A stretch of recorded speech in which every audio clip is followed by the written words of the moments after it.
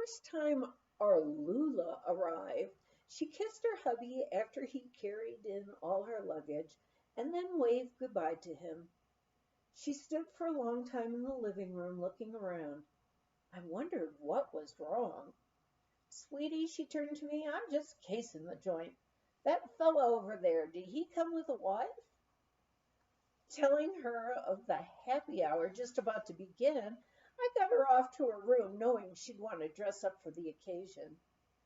Soon here she came, dressed in flowing poochie evening pants of imitation leopard skin. Stopping dramatically in front of the fireplace, knowing that all eyes were on her, she gave a wiggle and said, "Hold that tiger." What now, I wondered. A quiet feline voice piped up at the end of the room. "I see you've got your tiger rag on." Somehow I had to blend this group together. How? Someone sat down at the piano, and the jam session was on. Instead of a tiger rag girl, we had Ethel Merman. For those of you who don't know, she's a very famous singer. A party that went on most of the night was okay if all the guests joined in. However, if some guests wanted to sleep and others carried their fun and hilarity into the late hours, I would march down into the living room and announce, "I've got a race tomorrow, so everybody off to bed." And if that didn't work, I'd pull the fuse on the living and dining room fuse box and tell them that the electricity had gone out in that wing. When we had word that 8 Texans would arrive by private jet to Denver and then would come up to Ski Tip in 2 rented station wagons, we assumed these men must be millionaires. One of our ski bums had taught skiing in New Mexico. "They'll expect the red carpet treatment," she informed me. "Okay," I told her. "Let's collect all the red towels and red rugs we can find. I've got that old red material we had for drapes years ago in the living room." All tacked together and laid down on the walk from the front door to the parking lot, it made a red carpet of sorts. One of the other ski bums found some old material and made the flag of Texas, which we hung on the front door. They arrived in their 2 station wagons with enough luggage for 2 weeks instead of 2 days. They loved the greetings, and after supper they kidnapped the entire crew. They all moved on down the road to the nearest bar, the Loveland Pass Bar and Lounge. When the bar closed at 2 a.m., all of them came trooping back and informed me, "We're all going to have some scrambled eggs, and don't you worry, little lady, we'll do the cooking." No millionaires had ever cooked in our kitchen, and I'm sure none have cooked there since. The eggs, which we all enjoyed in front of the fireplace, were delicious. The next night we went to bed early, as I felt one night of carousing with the Texans was enough. At 2 a.m. I was aroused by a thumping and banging of benches in the dining room, which was just below our bedroom. Very quietly, I crept down the stairs and peeked around the corner to see what was going on. On the floor was a figure crawling around on all fours, pulling the living room floor lamp behind him. "What on earth are you doing?" I asked him. He looked over his shoulder at me and I recognized Mr. H. Hunt, Jr., son of one of the richest men in the world.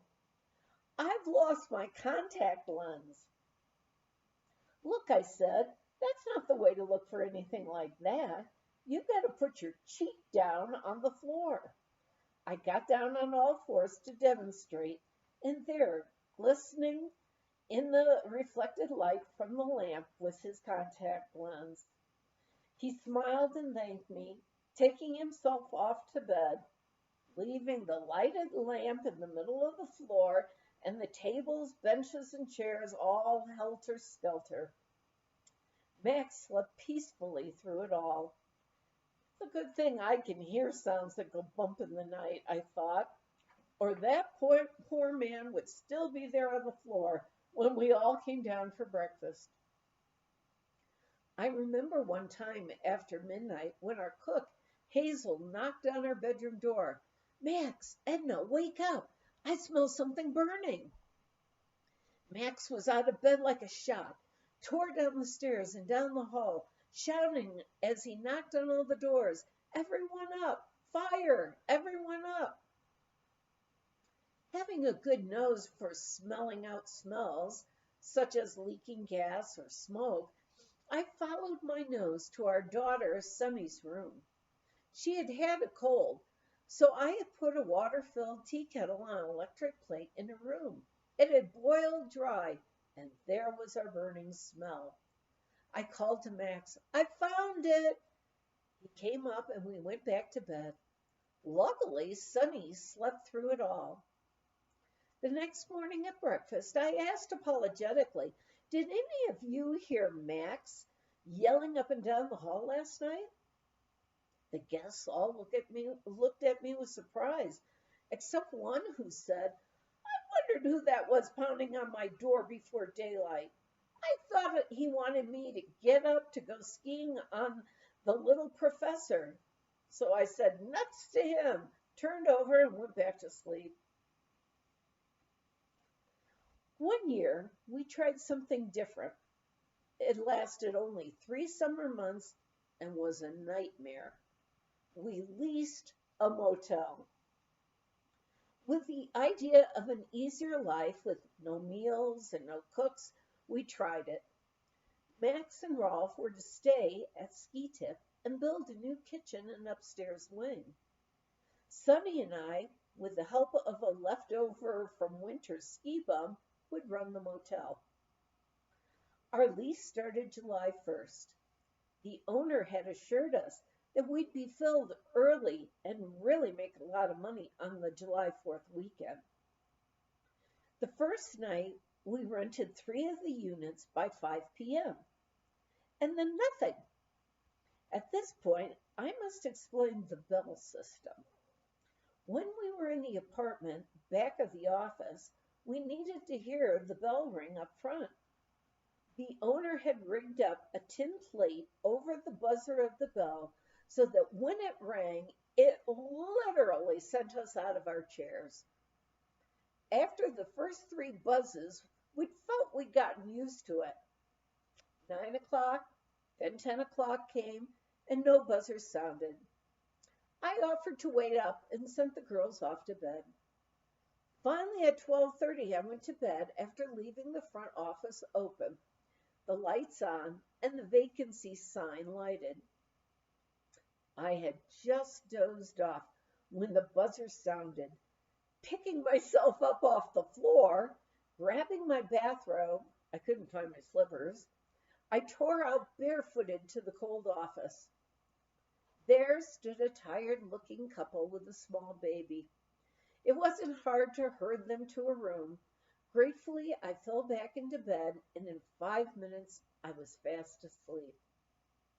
Clang went the buzzer again. Here was the father of the baby holding out towards me a baby's milk bottle. I needed this warmth for the baby.